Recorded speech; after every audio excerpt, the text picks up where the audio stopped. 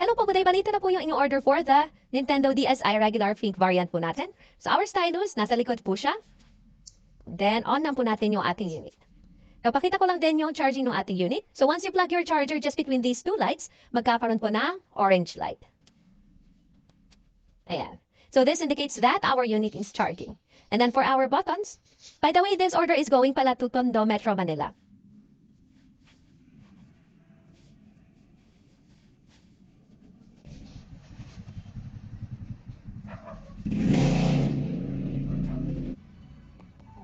So our LR button, yung ating ABXY, directional buttons, and select start. Then yung touchscreen po natin.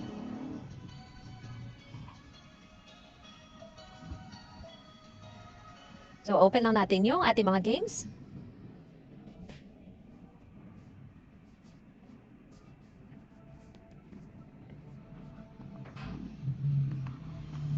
Now, for our games, we have here for different genre. For example, yung Game Boy games natin. We also have for Game Boy Advance, Game Gear, Nintendo DS, NES, SNES. So this has over 3,000 to around 4,000 games na naka-install. So marami na po kayo mga games na pwede ninyong pagpilian. Let's open for our Nintendo DS. The games are sorted alphabetically. Ayan. So let's try letter M to O. Now, sorry. Na-click ko yung back. So letter M to O. So hindi po siya magkasya sa isang page. You just need to click on the R button sa likod. We are still at letter M. So this folder is up until letter O. Ayan. And then to go back, yung L button naman po. Now let's open one game that we have.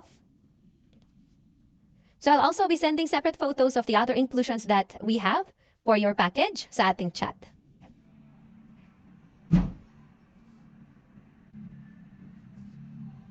So, waitan natin na mag-load.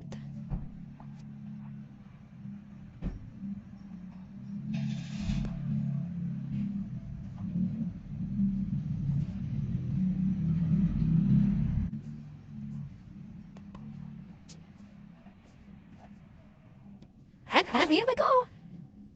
So, okay na po yung ating order. Bali, papak na lang din namin and then wait na lang namin yung courier for pick-up. Pa-wait na lang din po na mag-update yung tracking information sa inyong app. Thank you po and happy gaming!